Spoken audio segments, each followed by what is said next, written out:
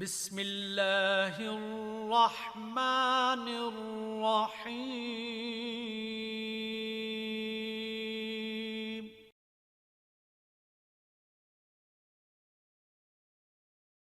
الحمدللہ الذی زین النبیین بحبیبہ المصطفیٰ ومن علی المؤمنین بنبیہ المجتبیٰ الصلاة والسلام علی سیدنا مولانا محمد خیر الورى وعلى آلہ واصحابہ المتأدبین بالتقویٰ اما بعد فأعوذ باللہ السمیع العلیم من الشیطان اللعین الرجیم بسم اللہ الرحمن الرحیم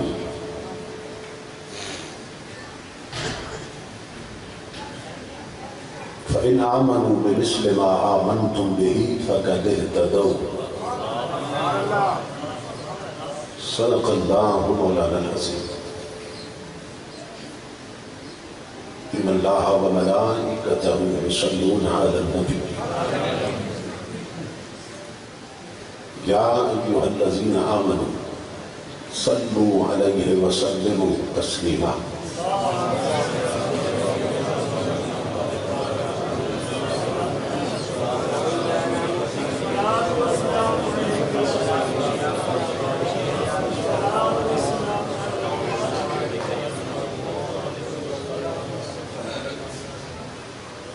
لائق صد احترام خطیب اسلام مجاہد ملت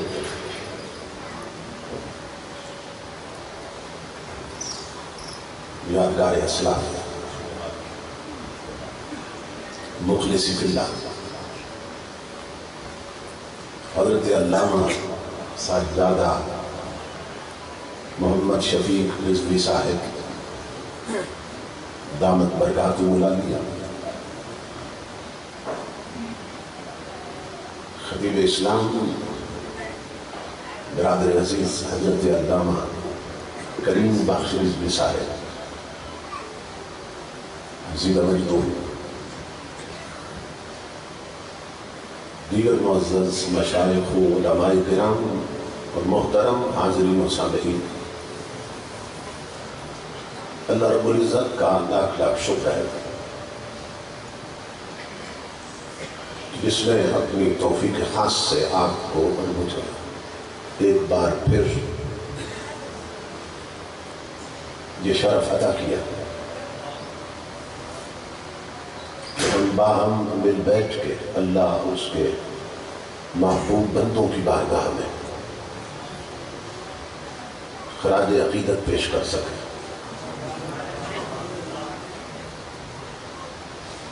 اور ان کے کردار اور ان کے اعمال کی روشنی میں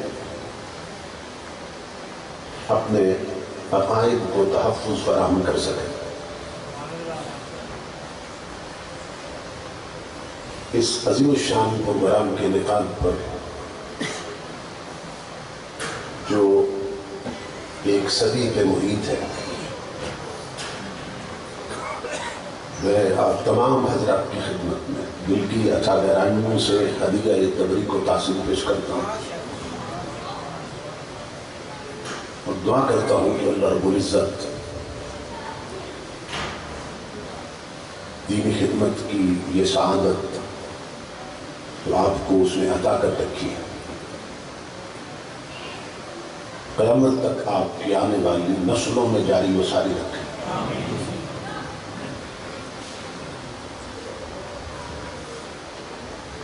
اس پروگرام کے آغاز میں آپ کے آباء و اجداد نے ایسا خلوص بھر دیا ہے کہ وقت گزرنے کے ساتھ ساتھ اس میں مزید نکھار پیدا ہوتا جا رہا ہے اور اولیاء کرام کا وہ فرمان مجھے یاد آتا ہے کہ جو دینی خدمت اللہ بڑوں سے لیتا ہے، اگر ان کے جانے کے بعد وہی چھوٹوں سے لے تو یہ اس بات کی دلیل ہوتی ہے کہ بڑوں کی خدمت کو اللہ نے قبول کر لیا ہے۔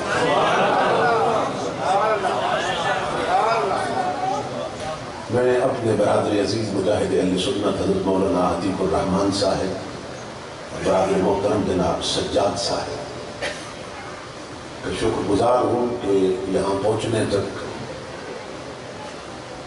جن کی محبت شامل حال رہی۔ میرے ذمہ جو عنوانات لگا لے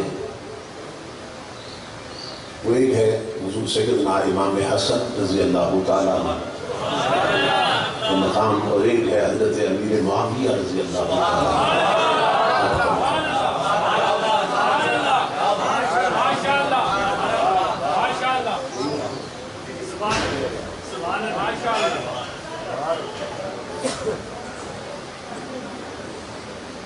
ہمارا یہ عقیدہ اور ایمان ہے،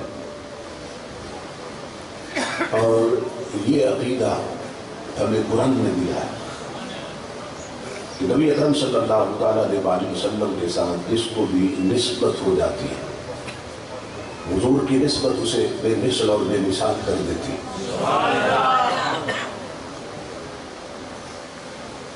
قرآن حکیم میں اللہ رب العزت ازواج مطہرات کی عظمت کو بیان کرتے ہوئے فرمایا یا نساء النبی لستن کاحد من النساء،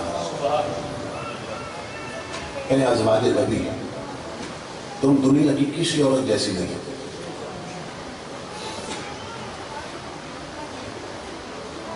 قرآن حکیم کی جو آیات ہیں ان سے جب مسائل کا استنباط ہوتا ہے اور استقرار ہوتا ہے تو اس کے 4 طریقے ہیں۔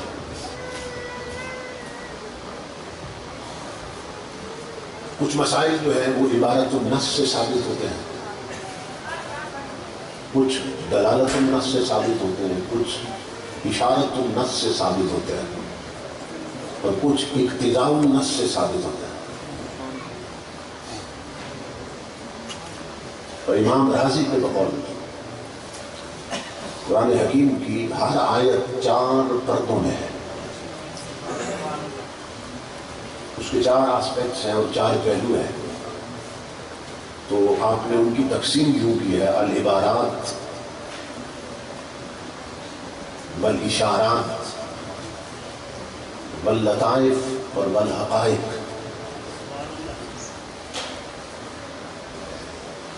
اور آپ فرماتے ہیں کہ العبارات للعوام،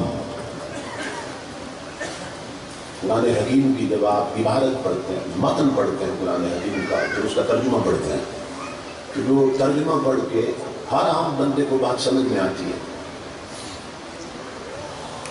وہ ہے عبارت النص۔ تو امام رازی فرماتے ہیں کہ العبارات للعوام، یہ عام لوگوں کے لیے عبارت ہے قرآن حکیم کی، اور ترجمہ ہے جو پڑھتے ہیں وہ سمجھ آتے ہیں۔ لیکن اس کے بعد جو پردہ اٹھتا ہے وہ فرماتے ہیں والاشارات للخواص، کہ جب پہلا پردہ اٹھتا ہے اور نیچے سے حقیقت ظاہر ہوتی ہے تو وہ جو اشارے ملتے ہیں ان آیتوں میں چھپے ہوئے اشارے اس پردہ کے ہٹنے سے، تو وہ کہتے ہیں کہ وہ عوام پر نہیں، وہ خاصوں پہ اٹھتے ہیں۔ تو اس کے بعد پھر جب پردہ اٹھتا ہے اور کوئی حقیقت ظاہر ہوتی ہے تو وہ ہے واللطائف، اور آپ فرماتے ہیں واللطائف للاولیاء، باریک باتیں ہیں قرآن پاک کی آیتوں میں چھپی ہوئی، وہ پھر ولیوں کے ظاہر ہوتی ہیں۔ اور پھر جو چوتھا پرت ہے اور چوتھا حجاب اٹھتا ہے اور نیچے سے حقیقت ظاہر ہوتی ہے وہ ہے والحقائق، حقیقت ہے۔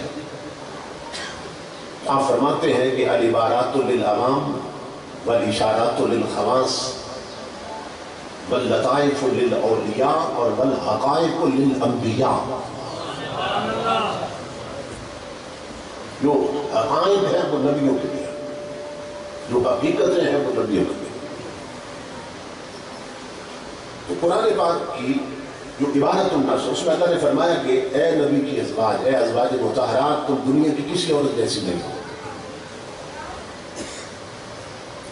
اس سے یہ مسئلہ اخذ کیا مفسرین نے کہ حضور کے ساتھ جس کو بھی نسبت ہو جائے وہ بے مثل اور بے مثال ہو جاتا ہے.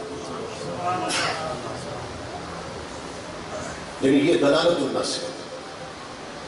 ازواج کو نسبت کی وجہ سے، حالانکہ ان کے خاندان میں اور بھی عورتیں تھیں جن خاندانوں سے وہ آئی تھیں، لیکن اللہ رب العزت نے کیوں فرمایا کہ تم بے مثل ہو؟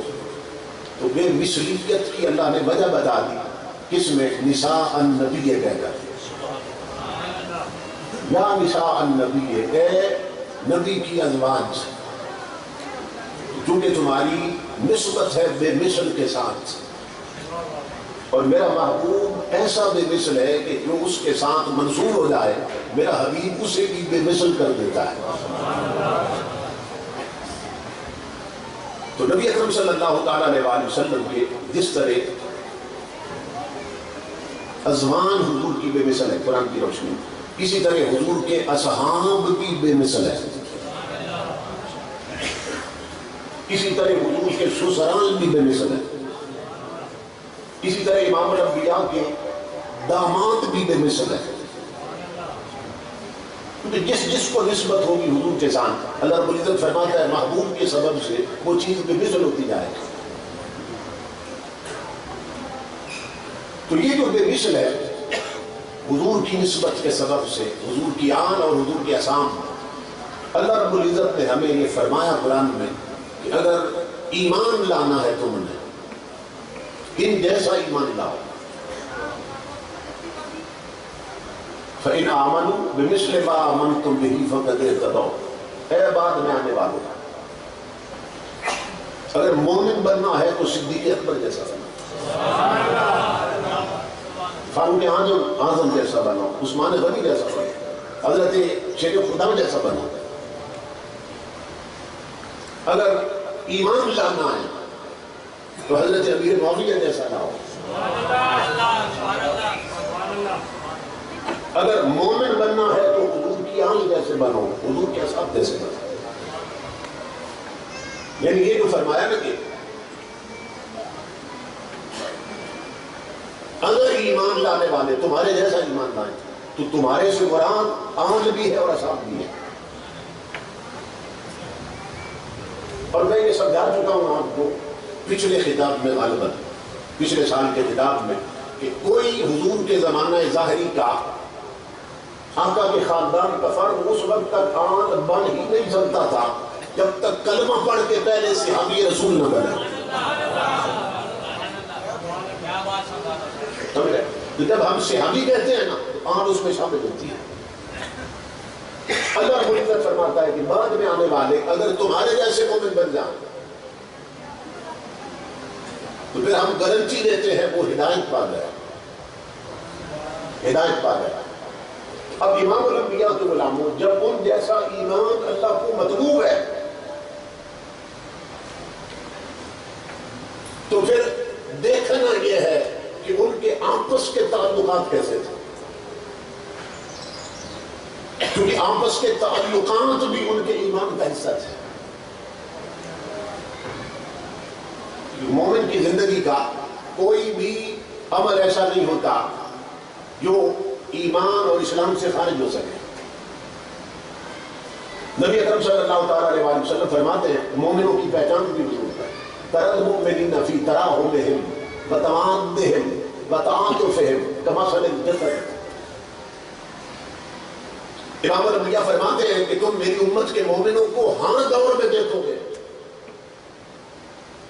قیامت تک مومنوں کی علامت بتا دی ہوں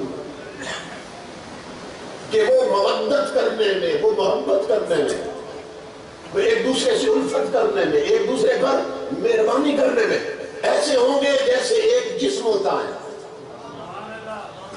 یہ حدیث رسول ہے کہ مومنوں کی پہچان یہ ہے آپس میں محبت کرنے میں، مودت کرنے میں، تمادہم، مودت کرنے میں، اور ایک دوسرے پر مہربان ہونے میں.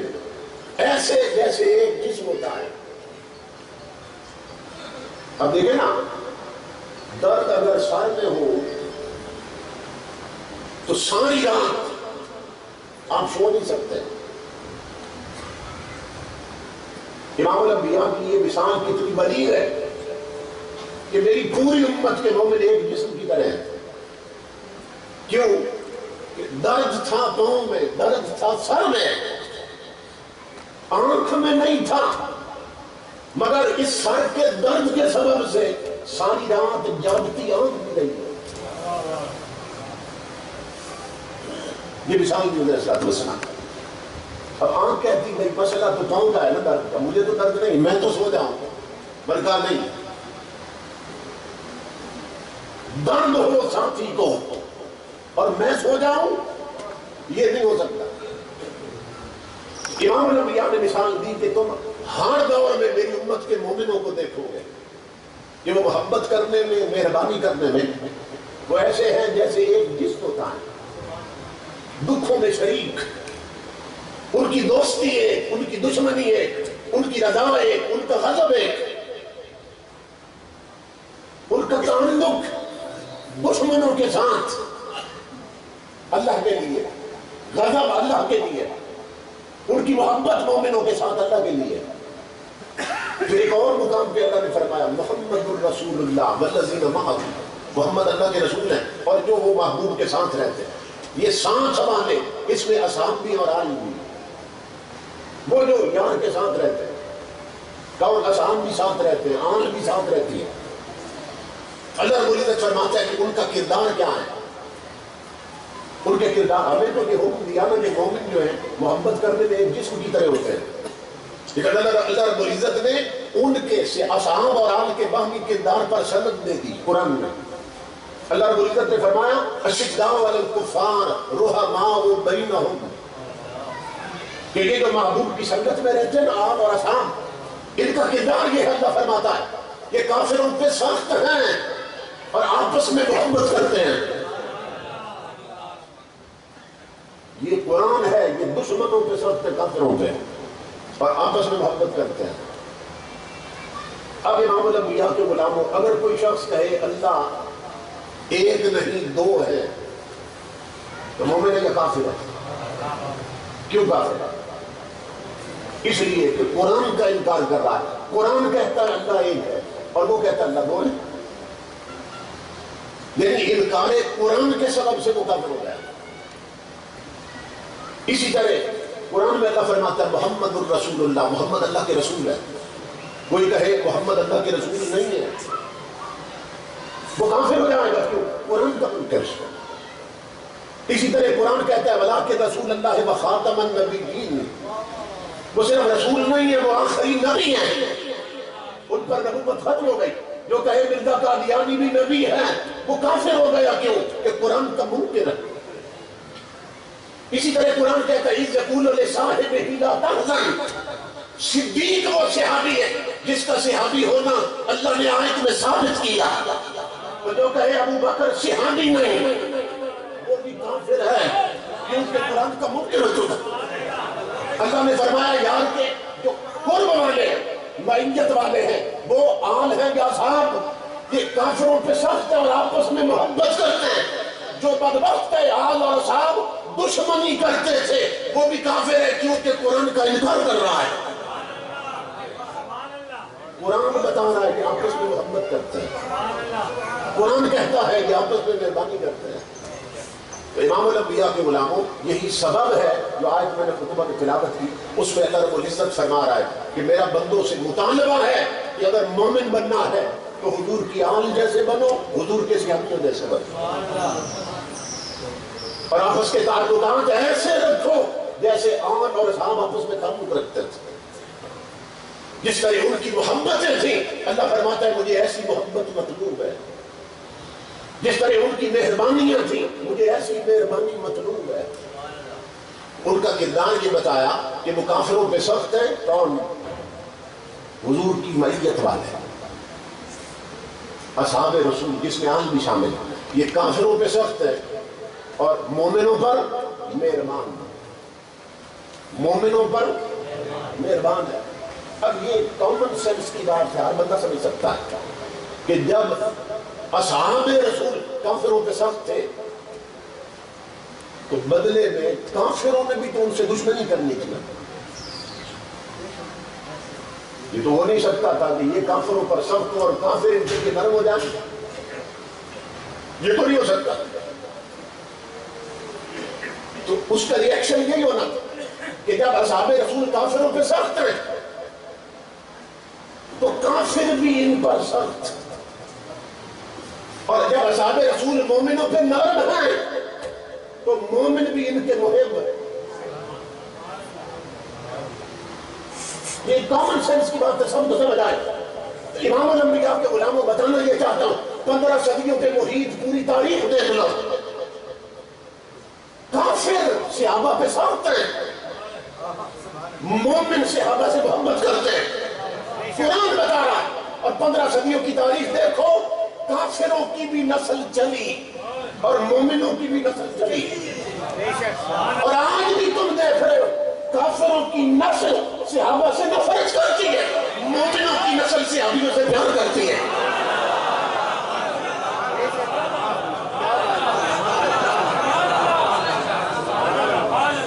یہ اس آیت پہ آپ غور کریں کہ یہ آیت کھول رہی ہے کہ یہ کافروں کی نسل بھی چلی اور مومنوں کی نسل بھی چلی، اور تب سے اب تک کافر ان سے نفرت کرتے ہیں اور مومن صحابیوں سے پیار کرتے ہیں. قرآن نے فیصلہ دے دیا کہ مومنوں کا کردار کیا ہوتا ہے اصحاب رسول کے لیے، اور کافر کا کردار کیا ہوتا ہے اصحاب رسول کے لیے. اور پھر سیدنا علی المرتضیٰ رضی اللہ تعالیٰ عنہ آپ نے ایک فیصلہ دیا. یعنی حضرت عبداللہ ابن عباس کہتے ہیں، دیگر اصحاب رسول کہتے ہیں کہ ہمارے زمانے میں منافق کی پہچان یہ تھی. کیا؟ کُنَّا نَعْرِفُ الْمُنَافِقِينَ بِبُغْضِهِمْ عَلِيًّا، کہ منافقت نہ اس کا کوئی لاقت نہیں ہوتا کہ گلے میں ڈال لیں تو پتہ چلے گی منافق. منافقت پیشانی میں لکھی نہیں ہوتی، چہرے پہ نہیں لکھی ہوتی، پتہ چلے گی کہ منافق ہے. یہ تو اندر کا روگ ہوتا ہے نا، فی قلوبہم مرض، یہ تو اندر کا روگ. تو صحابہ کہتے ہیں کہ ہم نے نا یہ اندر کا روگ معلوم کرنے کے لیے ایک تکڑی بنا رکھی تھی. جیسے تھرمامیٹر ہوتا ہے نا، اس سے بخار چیک ہوتا ہے. تو صحابہ کہتے ہیں ہمارے پاس بھی ایک تھرمامیٹر تھا کہ ہم ایمان اور نفاق کو پہچان لیتے تھے. کُنَّا نَعْرِفُ الْمُنَافِقِينَ بِبُغْضِهِمْ عَلِيًّا. اب اصحاب کی محبت دیکھیے حضور کی آنکھ کے ساتھ. آپ فرماتے ہیں ہم کسی بندے کے سامنے حضرت علی المرتضیٰ کا ذکر خیر شروع کر دیتے، آپ کی عظمتیں بیان کرتے. اگر سن کر وہ جل جاتا ہم سمجھتے منافق ہے، مچل جاتا سمجھتے مومن ہے.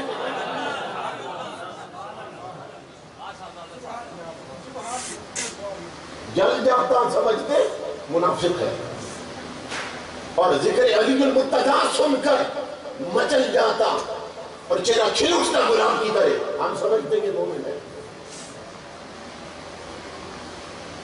اب علی المرتضیٰ نے دیکھا کہ میری ذات کی محبت انہوں نے تکڑی بنا دی ہے، لیکن بات کے چھتنوں پر نظر تھی علی المرتضیٰ. فرمایا اگر بات یہاں تک رہ گئی تو نکھیڑا نہیں ہو سکے گا. بات اگر یہاں تک رہ گئی تو پتہ نہیں چل سکے گا، کیونکہ عقل یار ہے 100 بھیس بنا لیتی، تو خبر نہیں ہوگی، لوگ پھر پھسل جائیں گے، پھنس جائیں گے. اگر صرف میری محبت تک بات رہ گئی اور میرے نفرت اور بغض تک رہ گئی. علی المرتضیٰ نے فیصلہ کیا. اب یہ قول علی المرتضیٰ ہے. آپ فرماتے ہیں لوگوں وہ تھی منافق کی پہچان. فرمایا اب قیامت تک کے لیے علی تمہیں کافر کی پہچان دے رہا ہے. کفر بھی پیشانی پہ نہیں لکھا ہوتا، کفر کا بھی کوئی لاکٹ نہیں ہوتا، کفر شناختی کارڈ پہ نہیں لکھا ہوتا. علی المرتضیٰ فرماتے وہ تھی منافق کی پہچان. اب سنو کافر کی پہچان. فرمایا وہ ابی بکر و عمر حب ابی بکر و عمر ایمان و بغضہما کفر. آپ فرماتے ہیں کسی کے سامنے حضرت ابو بکر و عمر کی عظمت بیان کرو، وہ سن کر جل جائے سمجھو کافر ہے، مچل جائے سمجھو مومن ہے. فرمایا وہ تھی منافق کی پہچان اور یہ ہے کافر کی پہچان. اب یہ فیصلہ حضرت علی مرتضیٰ نے فرمایا. تو اس سے یہ ثابت ہوا کہ وہ آپس میں محبت کرتے تھے اور کافروں پر سخت تھے، کافروں سے سخت تھے. اور امام الانبیاء کے غلاموں یہی سبب تھا کہ حضرت امام حسن رضی اللہ تعالیٰ عنہ کہ جب بچپن میں حضرت سیدہ فاطمہ الزہرا حضور کے جو آخری ایام تھے نا علالت کے، جس میں حضور وفات پا گئے، آپ کا مثال یعنی آخری علالت کے دنوں میں دونوں بیٹوں کو حضرت سیدہ فاطمہ الزہرا حضور کی بارگاہ میں لائے اور آن کے عرض کی کہ حاضان ابناک یا رسول اللہ صلی اللہ علیہ وسلم، یہ آپ کے بیٹے ہیں. اور یہ تہذیب التہذیب اور کنز الامہات کی حدیث ہے. فاطمہ الزہرا نے دونوں شہزادے پیش کیے اور عرض کی حاضان ابناک، یہ آپ کے بیٹے ہیں. فَوَرِّثُوا مَا شَيْئًا، یا رسول اللہ انہیں اپنی کوئی وراثت عطا فرما دی. اس لفظ وراثت کو یاد رکھنا اپنا. یہ نبی نے جو وراثت دی تھی، یہ نبی کی وہی وراثت تھی کہ حسن نے امیر معاویہ سے صلح کی ہے. اس لیے کہہ رہا ہوں وراثت کو یاد رکھنا اپنا. یہ صلح عام صلح نہیں ہے. حضرت حسن کی صلح حضرت امیر معاویہ کے ساتھ، یہ صرف ان کی صلح نہیں ہے، یہ محمد عربی کی وراثت ہے جو امام حسن نے تقسیم کی ہے. فَوَرِّثُوا مَا شَيْئًا، ابا جی انہیں آپ کے بیٹے ہیں، بیٹی کے بیٹے، انہیں وراثت عطا فرما. نبی اکرم صلی اللہ علیہ وآلہ وسلم نے فرمایا کہ اچھا بیٹی تو پھر میں عطا کرنے لگا ہوں. اما حسن فَإِنَّ لَهُ حَيْبَتِي وَسُودَتِي، اور اما حسین فَإِنَّ لَهُ جُرَّتِي وَجُودِي. فرمایا میری بیٹی، پھر یہ جو حسن ہے نا بڑا بیٹا ہے، اس کو میں اپنی ہیبت، اپنا روب اور دبدبا اور اپنی سرداری دیتا ہوں. میں اسے اپنی سرداری دیتا ہوں. اور یہ جو چھوٹا ہے حسین، اس کو میں اپنی جرت اور اپنی ثقافت دیتا ہوں. یہاں رک کر ایک بات اپنے عقیدے کی کروں، ایمان سے بتائیں کہ اس طرح اپنی ذاتی صفات بھی کوئی کسی کو وراثت میں دے سکتا ہے؟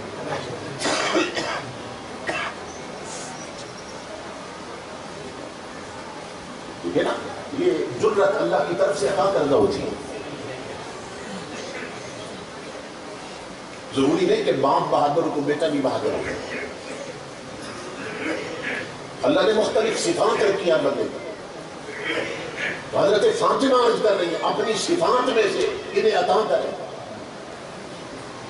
حضرت فاطمہ الزہرا حضور کی امت کو یہ عقیدہ دے رہی ہے کہ میرے ابا جان کو مجبور مت سمجھو، بے اختیار مت سمجھو، یہ جس کو چاہے جیسا بنا سکتے ہیں. اسی لیے عرض کر رہی ہیں ابا جی انہیں اپنی وراثت عطا کریں، اپنی خوبیوں میں سے، اپنی کوالٹیز میں سے. اللہ رب العزت نے جو آپ کو خاصیتیں عطا کی ہیں ان میں سے بچوں کو عطا کریں.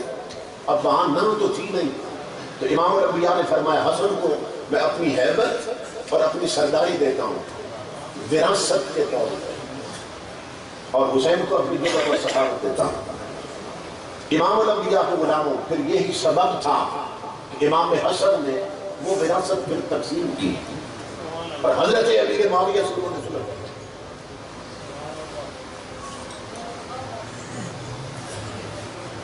ایک موقع پہ کسی نے بات کی کہ حضرت امام حسن اور امام حسین رضی اللہ تعالیٰ عنہ یہ جنتی جوانوں کے سردار ہیں.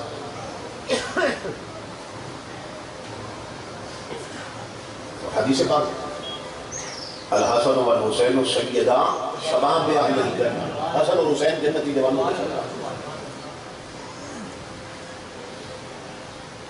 اس پر علماء یہ بیان کرتے ہیں کہ جو انہیں سردار نہ مانے، علماء یہ نقطہ بیان کرتے ہیں، اور میں پھر اس سے اگلا نقطہ بیان کرنے لگا۔ علماء یہ نقطہ بیان کرتے ہیں کہ جو اب یہ جنتی جوانوں کے سردار، جو انہیں اپنا سردار حسن و حسین کو نہ مانے وہ جنتی ہو نہیں سکتا۔ سمجھے؟ جنتی وہی ہے جو انہیں اپنا سردار مانے۔ ٹھیک ہے؟ تو کسی نے رک کر لکھ دیا کہ ہم بھی، کسی بدمذہب نے رک کر لکھ دیا کہ ہم بھی اس کا مطلب جنتی ہیں، کہ ہم انہیں جنت والوں کا سردار مانتے ہیں۔ لکھا اس کا مطلب یہ ہے ہم بھی جنتی ہیں، کسی بدمذہب نے رک کر لکھا کہ ہم امام حسن کو جوانوں کا سردار مانتے ہیں، جنتی جوانوں، اور امام حسین کو بھی سردار مانتے ہیں۔ میں نے کہا تم جنتی نہیں ہو سکتے، تم انہیں سردار مان کر بھی جنتی نہیں ہو سکتے۔ کیوں؟ اس لیے کہ تم حسن کو سردار مانتے ہو، اس کی سرداری نہیں مانتے ہو۔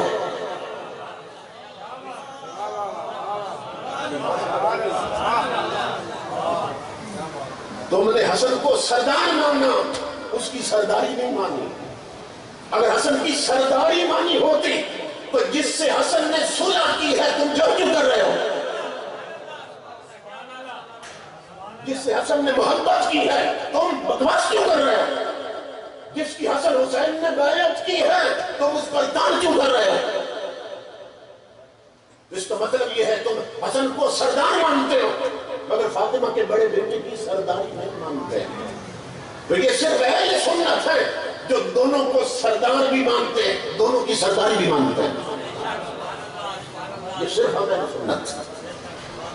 تو حضرت امام حسن نے حضرت امیر معاویہ سے سنا، اور اس حدیث کے راوی بخاری شریف میں حضرت ابو بکر صدیق رضی اللہ عنہ۔ آپ تصور کریں کہ اتنی محبت ہے، کیونکہ رحماء بینہم ہیں، آپس میں محبت کرتے ہیں۔ آپ ہماری سیاستہ کی کتابیں اٹھا لیں کہ اصحاب رسول کی عظمت کی اکثر روایتیں آل رسول بیان کر رہی ہیں، اور آل رسول کی عظمت کی اکثر روایتیں اصحاب رسول بیان کر رہی ہیں۔ اب یہ جس میں حضرت امام حسن کی عظمت بیان ہوئی، اس حدیث کو حضرت ابو بکر صدیق روایت کر رہے ہیں بخاری شریف۔ آپ فرماتے ہیں میں وہ منظر نہیں بھول سکتا کہ جب میں نے دیکھا کہ امام الانبیاء منبر پہ جلوہ گر تھے اور امام حسن اس وقت حضور کے پہلو میں بیٹھے تھے منبر پہ، اور دائیں دار کائنات کبھی مجمع کو دیکھتے تھے اور کبھی حسن کو دیکھتے تھے۔ نگاہ مصطفیٰ کبھی مجمع کی طرف کبھی حسن کی طرف، اور اس طرح حضور نے بار بار دیکھا، اور پھر امام الانبیاء نے فرمایا ابنی ھذا سید، یہ بخاری کی روایت ہے۔ امام الانبیاء نے فرمایا ابنی ھذا سید، فرمایا میرے غلاموں سے حافظو تم بھی جان رکھنا اور ہمیں بیان کرنا تاکہ امت قیامت تک جان لے کہ میرا یہ بیٹا سردار ہے۔ ابھی بچے تھے اور حضور کے پہلو میں بیٹھے ہیں، فرمایا ابنی ھذا سید، میرا یہ بیٹا سردار ہے، اور سرداری کی علامت کیا ہے؟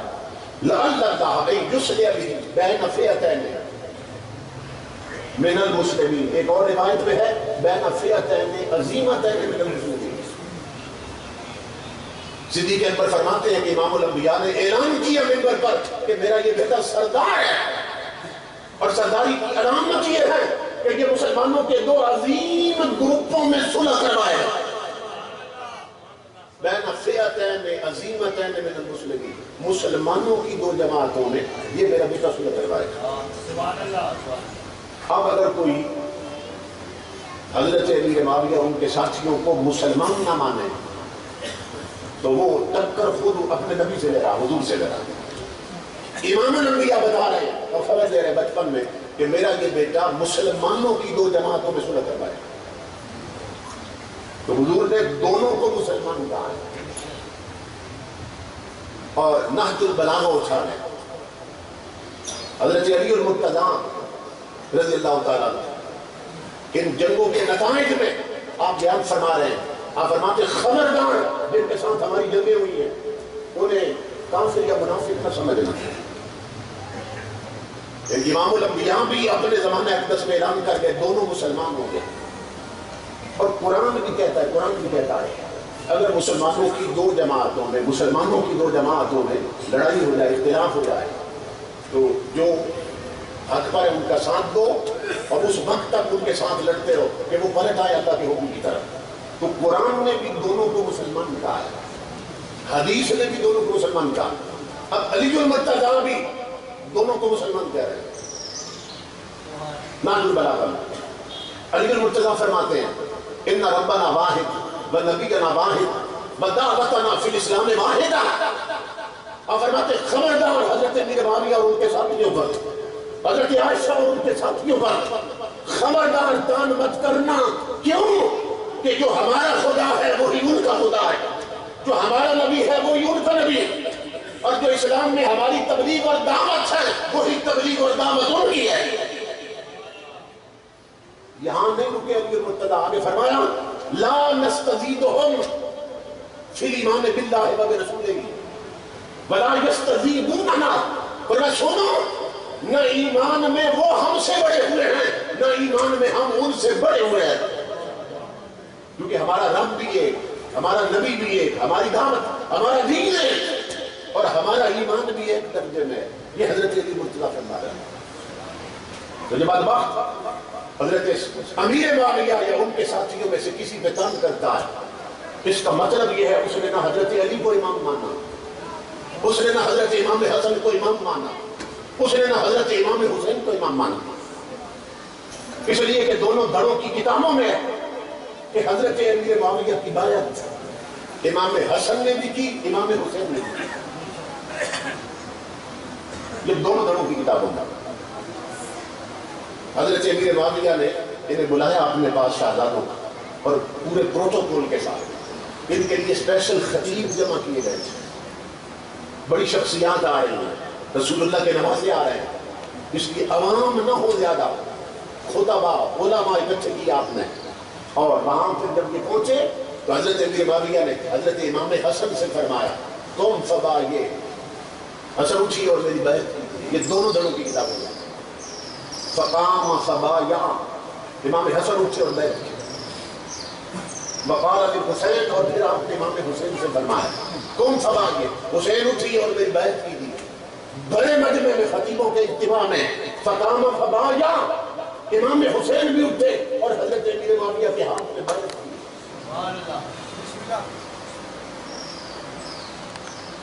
امام الانبیاء کے غلاموں جن کے ہاتھ پر زارا کے لال بیعت کر رہے ہیں، بتاؤ آج انہیں اپنا امام کون مانتا ہے؟ صرف اہل سنت جو مانتے ہیں، کیونکہ ہم انہیں صرف سردار نہیں مانتے، ہم ان کی سرداری بھی مانتے ہیں. انہوں نے خود بیعت کی. اور امام الانبیاء آقا بشارت دے کر گئے تھے، خوشخبری دے کر گئے تھے کہ یہ جو ہے یہ میرا بیٹا صلح کروائے گا، یہ سردار ہے. تاجدار کائنات کے غلام حضرت امیر معاویہ رضی اللہ تعالیٰ عنہ، ان کو پورے عالم اسلام کی سلطنت جو ہے حضرت امام حسن نے سپرد کر دی. اب ایک موٹی سی بات، جو باتیں تو بے شمار ہیں، سوال بھی ہے اور جواب بھی دیے جا سکتے ہیں، مگر ایک موٹی سی بات آپ کو سمجھانے لگا. حضرت امیر معاویہ پہ جتنے کام ہوتے ہیں، حضرت امیر معاویہ پر جتنے حملے کیے جاتے ہیں، کیونکہ حضرت معاویہ ایسے تھے، حضرت امیر معاویہ ایسے تھے، انہوں نے یہ کیا تھا، انہوں نے یہ کیا تھا، تو بتائیے کہ آج کا کوئی چوڑا زیادہ جانتا ہے یا فاطمہ کا نام زیادہ جانتا ہے؟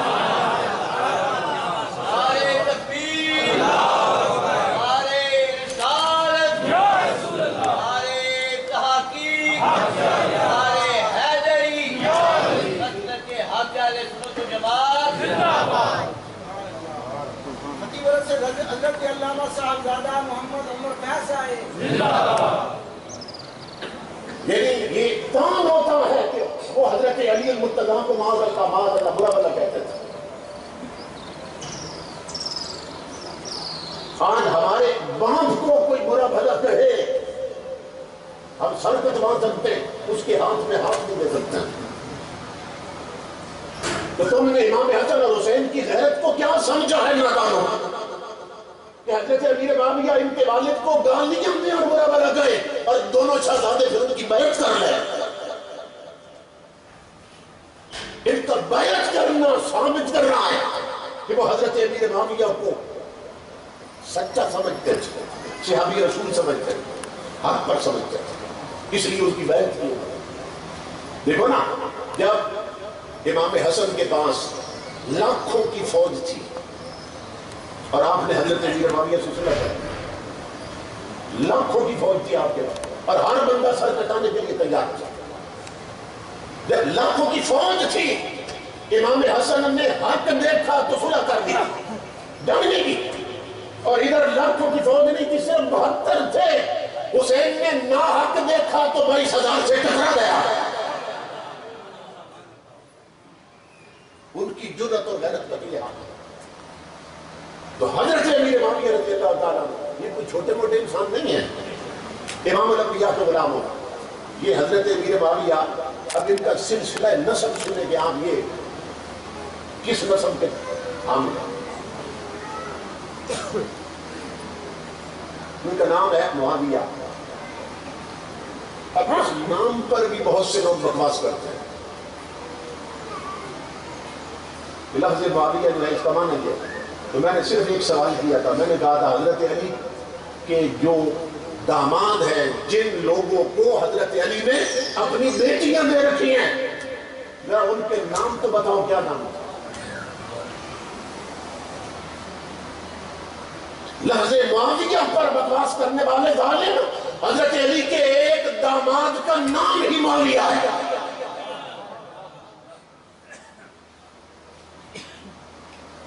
معاویہ نام کے شخص کو علی المرتضیٰ نے اپنی بیٹی دے رکھی ہے اور تو لفظ معاویہ پر تنگ کرتا ہے.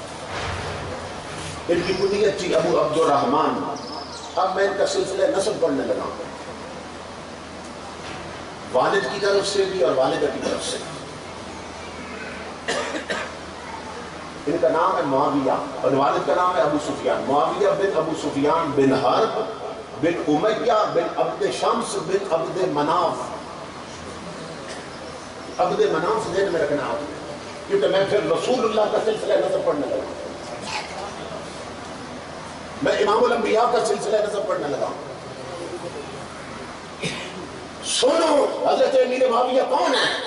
معاویہ بن ابو سفیان بن حرب بن امیہ بن عبد شمس بن عبد مناف.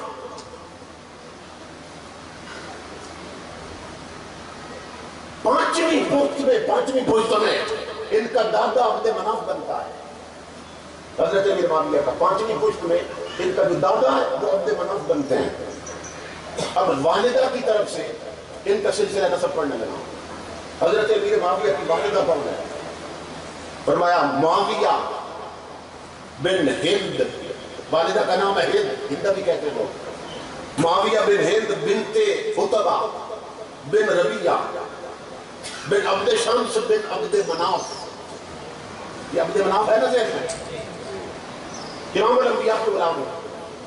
باپ کی طرف سے بھی 5واں دادا عبد مناف اور حضرت امیر معاویہ, اور والدہ کی طرف سے بھی حضرت امیر معاویہ جو 5واں نانا ہے وہ عبد مناف بن رہا ہے.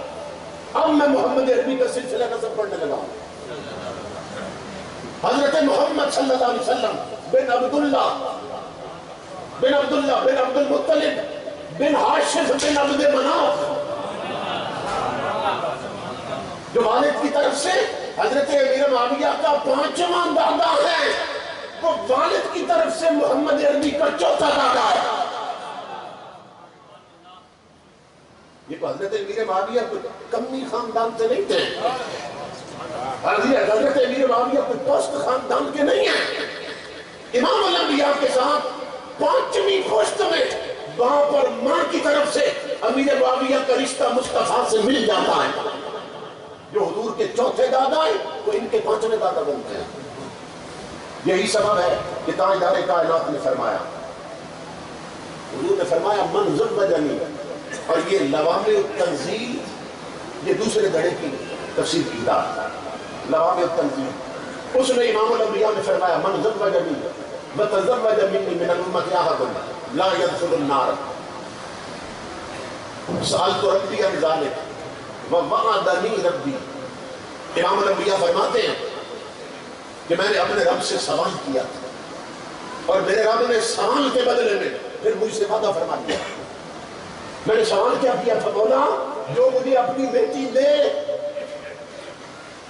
جو مجھے اپنی بیٹی دے وہ بھی جہنم نہ جائے، جسے میں اپنی بیٹی دوں وہ بھی جہنم نہ جائے، جسے میں رشتہ دوں اسے بھی جنتی بنا دے، اور جو مجھے رشتہ دے اسے بھی جنتی بنا دے۔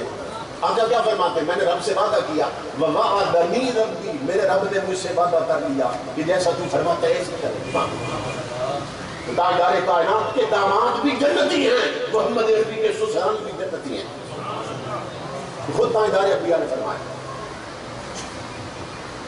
تو تاجدار کائنات کے غلاموں حضرت امیر معاویہ رضی اللہ تعالیٰ، اب میں حضرت صلی اللہ علیہ وسلم کی ایک حدیث سنانے لگا ہوں، آپ کا ایمان تازہ ہو جائے کہ تاجدار کائنات کس طرح حضرت امیر معاویہ کی عظمت سے بیان کرتے ہیں۔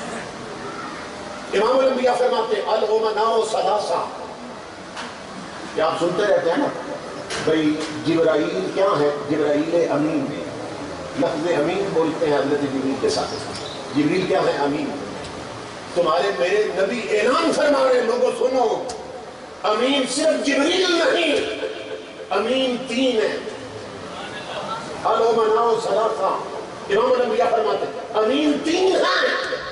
صحابہ نے پوچھا آقا کون سے؟ فرمایا جبرائیل وانا و معاویہ۔ فرمایا سنو میرے امتیو، امین جبریل بھی ہے جو وہی لایا ہے، امین مصطفیٰ بھی ہے جس پر لایا، امین معاویہ بھی ہے جس نے لکھی ہے۔ تمہارے میرے آقا حضرت امیر معاویہ کو امین فرمائے، اور کوئی بدبخت انہیں خائن کہتا پھرے تو اس کی ٹکر حضرت امیر معاویہ سے نہیں، خود رسول خدا سے ہے، اور پھر دیکھ لیں کہ اس کا انجام کیا ہوتا ہے۔ ایک اور حدیث میں حضور نے فرمایا ان اللہ تمنا علی وحیہ جبریل وانا و معاویہ۔ یہ سنے بہت ان اللہ تمنا علی وحیہ جبرائیل وانا و معاویہ۔ امام الانبیاء فرماتے ہیں اللہ رب العزت نے اپنی وحی پر، اپنے قرآن پر جبریل کو بھی امین بنایا، مجھے بھی امین بنایا، میرے معاویہ کو بھی امین بنایا۔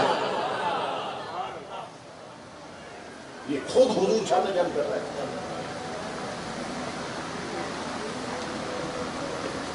امام الانبیاء کے غلام ایک دن حضرت امیر معاویہ رضی اللہ تعالیٰ، اس کو حضرت ابو ہریرہ روایت کرتے ہیں، ہم سنیں گے ایمان تازہ ہو جائے۔ ایک دن حضرت ابو ہریرہ فرماتے ہم نے دیکھا تاجدار کائنات نے حضرت امیر معاویہ آئے اور آقا اٹھ کر فرمایا امیر معاویہ سے، فرمایا میرے سینے سے لگ جا، اور تاجدار کائنات نے اس طرح لگایا اپنے سینے کے ساتھ کہ سر سے پاؤں تک حضرت امیر معاویہ حضور کے ساتھ لگے، کیونکہ آج خاص بات ہونے لگی تھی۔ امام الانبیاء نے فرمایا معاویہ مجھے بتا تیرے جسم کا کون سا حصہ میرے ساتھ لگ رہا ہے؟ حضور نے فرمایا معاویہ، حضرت معاویہ بتا معاویہ تیرے جسم کا کون سا حصہ مجھے لگ رہا ہے؟ میں نے عرض کی وجہ کی یا رسول اللہ میرا چہرہ لگ رہا ہے۔ یہ آقا نے چہرہ پکڑ کر بھی ساتھ لگایا ہوا تھا، چہرہ لگ رہا ہے آپ کی جسم اقدس کے ساتھ۔ امام الانبیاء نے فرمایا بتا اللہ النار۔ بہت زیادہ قیمتی اس گمن کا سن رہے ہو، بیدار ہو کر ذکر سیدنا میرے حدیث رسول کیا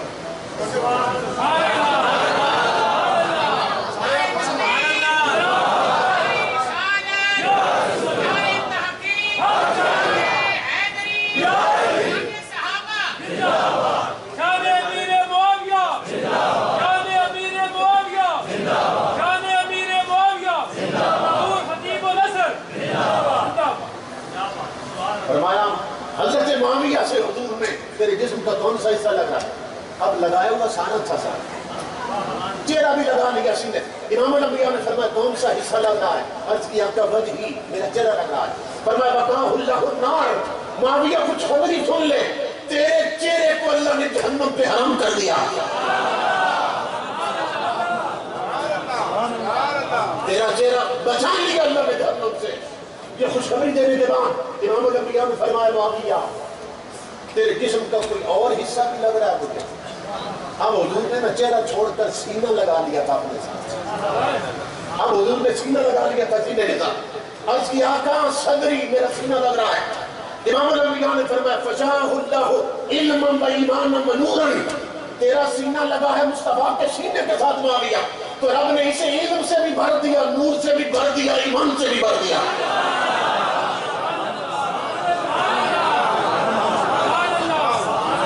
اللہ نے تیرے سینے کو میرے سینے کی نسبت کے ساتھ ایمان سے بھر دیا اور نور سے بھر دیا اور علم سے بھر دیا. 3 خوشخبریاں دی امام الانبیاء نے. پھر تاجدار کائنات نے چھوڑا اور پشت پکڑ کر سانس لگایا حضور نے. فرمایا معاویہ اب تیرے جسم کا کون سا حصہ مجھے لگ رہا ہے؟ عرض کیا آپ کا بطنی، میرا پیٹ لگ رہا ہے. امام الانبیاء نے فرمایا عصمہ اللہ بما عصم بہ الاولیاء، معاویہ تیرے پیٹ کو اللہ نے ہر اس چیز سے بچا لیا جن چیزوں سے اپنے ولیوں کے پیٹوں کو بچائے رکھنا ہے.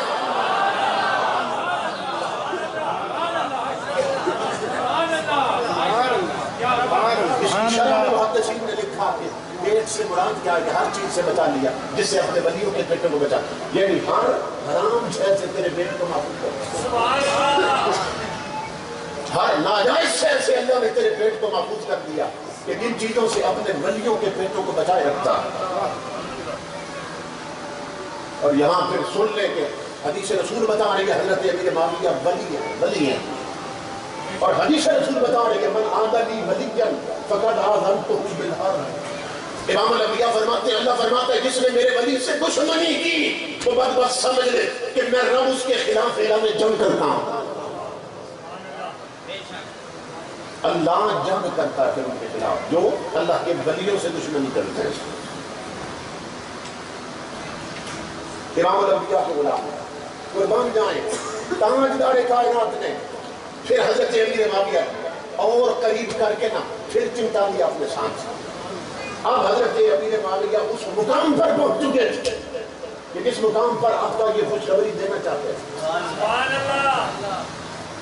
اب بتا دے کہ حضور امام الانبیاء نے فرمایا امیر معاویہ مجھے بتا تیرے جسم کا کون کون سا حصہ مجھے چھو رہا ہے. حالانکہ پہلے بات ہو چکی ہے، چہرہ چھو رہا ہے، سینہ چھو رہا ہے، پیٹ چھو رہا ہے، خوشخبری دے چکے تھے.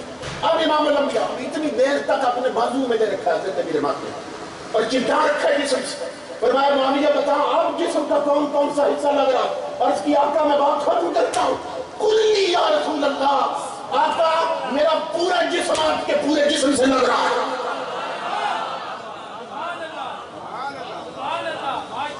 کلی یا رسول اللہ، میں بات پڑھ رہا ہوں. معاویہ عرض کرنے لگے آقا میرا پورا جسم لگ رہا ہے آپ کے جسم کے ساتھ. امام الانبیاء نے فرمایا پھر سن غفر اللہ لک ووقاک الحساب وعلمک الکتاب وجعلک ہادیا وہداک وہدا بہ.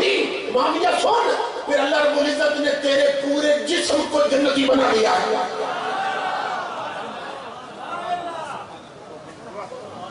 اللہ نے سر سے پاؤں تک معاویہ تیری بخشش فرما دی ہے. غفر اللہ لک ووقاک الحساب، اور تیرا حساب نہیں ہوگا. تجھے رب نے حساب سے بچا دیا کیونکہ تو میرے بازو میں ہے اور پورا جسم میرے جسم کے ساتھ لگا ہے. وعلمک الکتاب، اور قرآن کا میرا رب تجھے علم دے گا.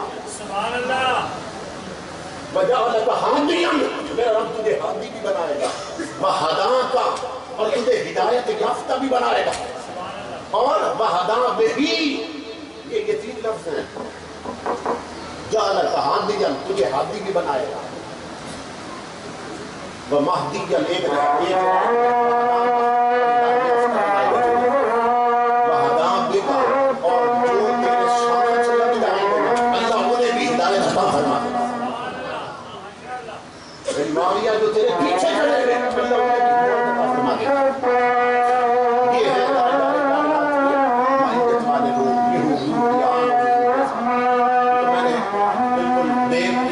ایسے سپنے کہ بس ایک دو چاول آپ کو چکوائیں. اللہ رب العزت ان کی عظمت سے بڑھنے کی توفیق